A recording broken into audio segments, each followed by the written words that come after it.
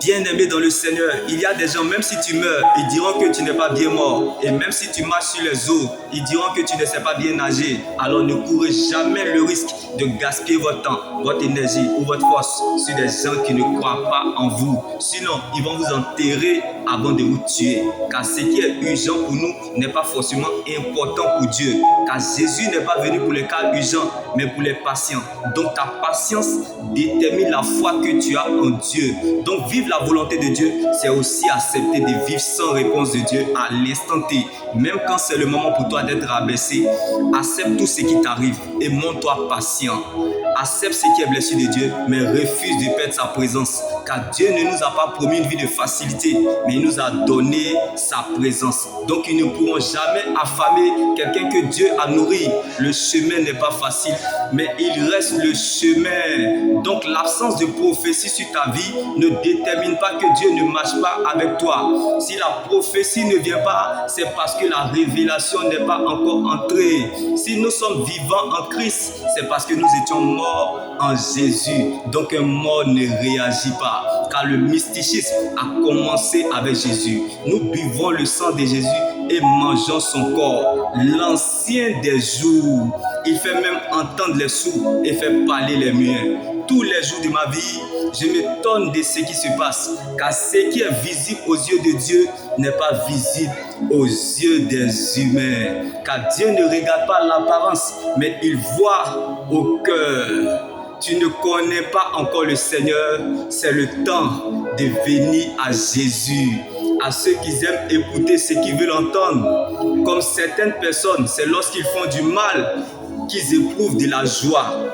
Ce tapage se propage jusqu'aux extrémités de la terre et le malheur se propage de nation en nation parce que l'Éternel est en conflit avec les nations. Une grande tempête se lève depuis les extrémités de la terre par des disputes de mots qui ne servent à rien.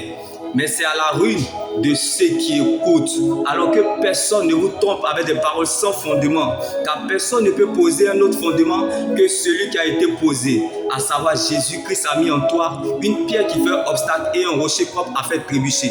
Alors attache-toi à ce que tu crois.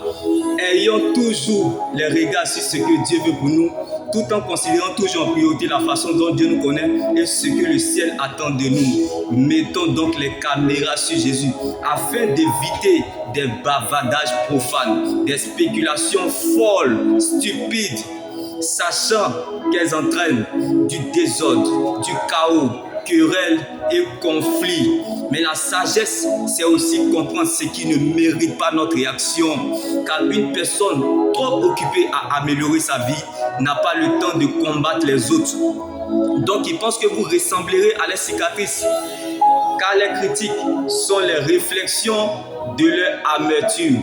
Alors, ne cherche pas qu'ils t'apprécient. Ils ne t'aimeront jamais, car la jalousie, c'est la base de la sorcellerie. Le diable essaie toujours de détruire ce qu'il ne peut pas avoir. Alors, bien-aimés, mettons donc les caméras sur Jésus et la vie dans vos années. L'action de Dieu sera votre réaction. Vous pensez qu'une personne heureuse va passer son temps à vous faire du mal? Parfois, il faut laisser l'injustice en paix, car le temps et la vérité nous déchargeront de toute injustice. Être en désaccord avec quelqu'un ne veut pas dire qu'on n'aime pas cette personne, mais on s'éloigne pour éviter les bêtises. Car, bien aimé, vaut mieux garder sa paix intérieure que de chercher sa raison. Vaut mieux perdre la gloire des hommes que de perdre la paix de Dieu. Donc les grands combats se gagnent dans le secret, car ce que Dieu fait pour nous dans le secret est plus grand que ce que nous regardons ou traversons. Si tu savais que ceux qui passent la longueur de journée à te rappeler tes péchés ou à te montrer du doigt accusateur avaient eux-mêmes aussi de grands problèmes avec le péché.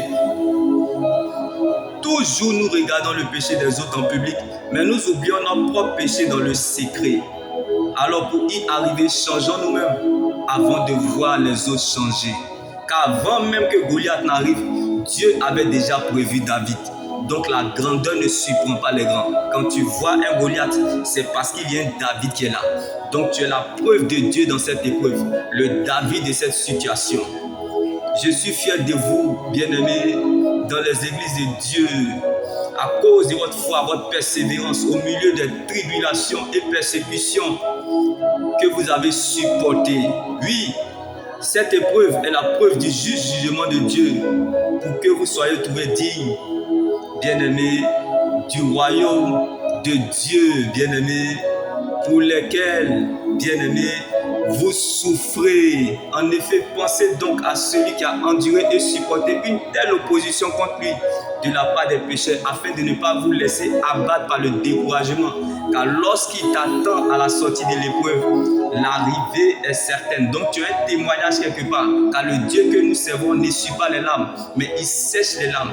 Donc ceux qui sèment avec la moissonneront avec chant d'allégresse. Tout ce qui t'arrive, bien-aimé, c'est pour qu'en toi tous puissent voir ce que Dieu est capable de faire. T'introduis quelque part, t'emmènes quelque part qui est mieux que là où tu as quitté hier. Donc ce qui t'a fait mal hier et te trouve aujourd'hui devient un témoignage pour toi demain. Ce qui te fait mal ou pleurer aujourd'hui sera la cause de ta louange demain. Donc ce que tu vis aujourd'hui, ce n'est pas ce que tu seras demain. Tu peux commencer de nulle part et finir quelque part. Car lorsque Dieu révèle un fait, il va jusqu'au bout de sa délivrance complète. Donc la fête changera des camps. Alors accepte le brisement et laisse Dieu accomplir son œuvre dans ta vie.